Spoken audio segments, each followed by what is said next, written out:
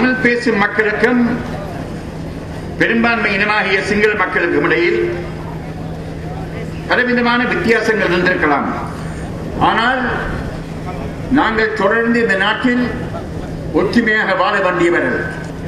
எங்களுடைய பழைய அனுபவங்களை மறந்து நாங்கள் புதிதாக ஒருமித்து ஒற்றுமையாக எங்கள் சார்பாகவும் இந்த நாட்டின் சார்பாகவும் நாங்கள் வாழ வேண்டியது எங்களுடைய கடமை.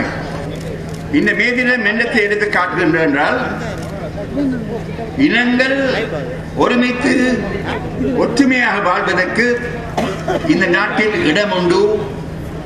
அதற்கு இடம் கொடுக்கப்பட வேண்டும், இடம் ஏற்படுத்தப்பட வேண்டும், அந்த நிலைமை உருவாக வேண்டும் என்றதை எடுத்து தெளிவாக காட்டுகின்றது.